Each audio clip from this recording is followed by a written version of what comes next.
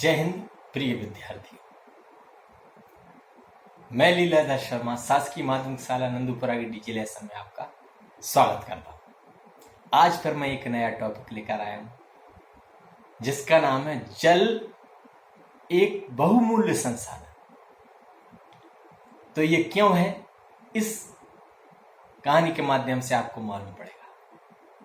इस कहानी को प्रारंभ करने से पहले आपसे मैं 3 प्रश्न करना चाहता हूं कि वर्षा जल आकाश में कैसे पहुंचता है, किस प्रकार बरसता है, जल के गुण क्या हैं और जल हमारे लिए इतना महत्वपूर्ण क्यों है, इस कहानी के माध्यम से आपको मालूम पड़ेगा। तो कहानी प्रारंभ करते हैं। आप जब तक सोचिए। तो एक दिन की बात है कि बहुत तेज बरसात हो रही थी। सभी बच्चे खिड़की के पास आकर खड़े हो गए और उनमें से एक छात्र ऋतिक आया और पूछने लगा, सर जी आकाश में पानी कैसे पहुंच जाता है और बरसता कैसे है? तो सब बच्चों को मैंने एकत्रित किया और कहा कि चलो अपन एक गीत के माध्यम से मैं आपको बताता हूं कि किस प्रकार पहुंचता है और किस प्रकार वर्षा होती है। तो ये जानकारी आपको गीत के माध्यम से मिलेगी। चलिए, तो आप भी इस गीत का आनंद लीजिए। गीत में किस प्रकार बताते हैं कि वर्षा हो रही है।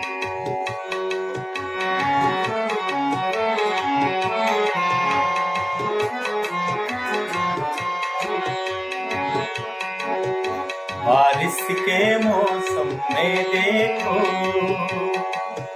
उमड़ उमड़ के बादल आते,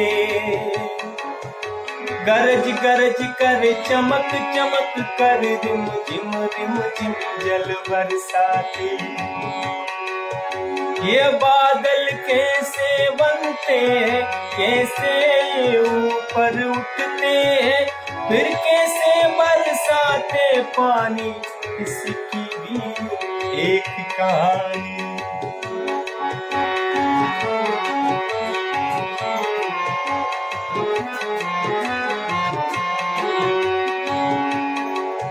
गर्मी का मौसम आता है, चलती दिन भर गर्म हवाएं, पानी की लहरों को छूकर ये पानी को भाप बनाए।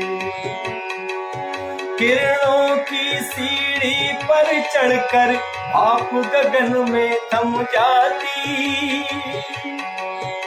धीरे धीरे जमते जमते यही भाप जल बन जाती, यही भाप जल बन जाती।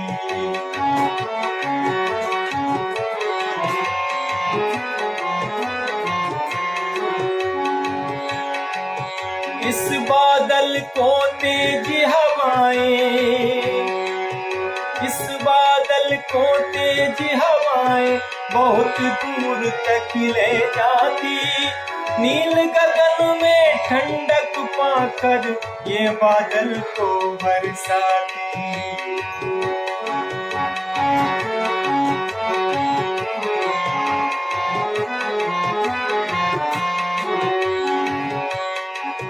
रिम झिम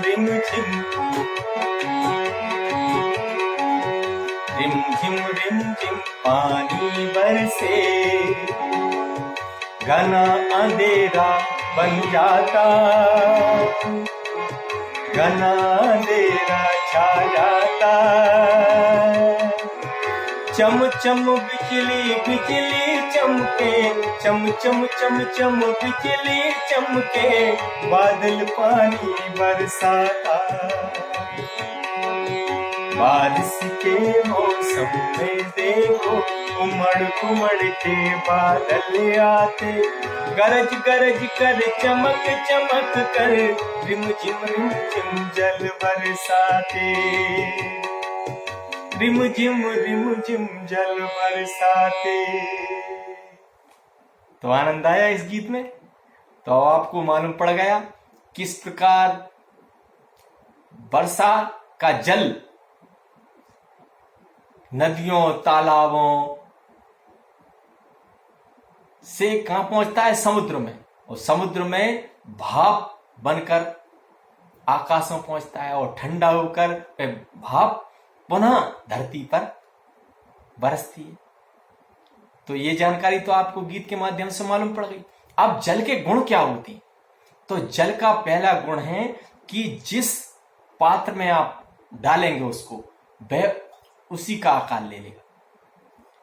और दूसरा कि जल 3 अवस्थाओं में पाया जाता है, ठोस, द्रव, गैस। ठोस बर्फ रूप में, वाष्प यानी भाप के रूप में, गैस के रूप में, और द्रव पानी के रूप में। और क्या गुण है कि जल सर्वत्र विलायक है। इसमें आप हर वस्तु को घोल सकते हैं। जौन सा कलर आप उसमें घोलेंगे वो उस कलर का बन जाएगा। लेकिन ये भी याद रखना कि हर वस्तु से मतलब ये नहीं कि आप पत्थर, लकड़ी घोल लें। जो घुलनशील पदार्थ होते हैं, जैसे नमक, शक्कर, चाय की पत्ती, चाय बनती है, चाय बनाते हैं आप, तो उनको कौन घोलता है? जल। और क्या है गुण जल के? क्या है? रंगहीन होता है, कांच की तरह। आपने देखा हो नदी में कभी कभी जल थमा हो तो नदी में अपन क्या कर लेते हैं? दर्पण की भांति अपना चेहरा भी देख लेते हैं, पारदर्शी होता है जल। और उपयोग क्या होता है कि जल को हम पीते हैं, नहाते हैं, खाना बनाते हैं, बर्तन धोते हैं और स्नान करते हैं, जानवरों को पिलाते हैं, सिंचाई करते हैं। खेतों में सिंचाई होती है ना, सिंचाई करते हैं। तो आपको ये सब जानकारी प्राप्त हो गई। अब आपसे मैं एक महत्वपूर्ण बात कहना चाहता हूं कि जल को व्यर्थ ना गवाएं, जल को व्यर्थ कभी ना फेंकें। मैंने देखा है कभी कभी नल पर व्यर्थ में ही बच्चे नल को चलाते रहते हैं और पानी को फेंकते रहते हैं। उन बच्चों से मैं कहना चाहता हूं कि आप भोजन अगर 2 दिन ना करें तो आप जीवित रह सकते हैं, परंतु अगर आपने पानी नहीं पिया तो आप 2 दिन के अंदर, क्या 1 दिन आप पानी के बगैर नहीं रह सकते, आप जीवित नहीं रह सकते। इसलिए पानी की को सुरक्षित रखना है, संरक्षण करना है। तो आप समझ गए इस कहानी के माध्यम से कि जल एक बहुमूल्य संसाधन क्यों है।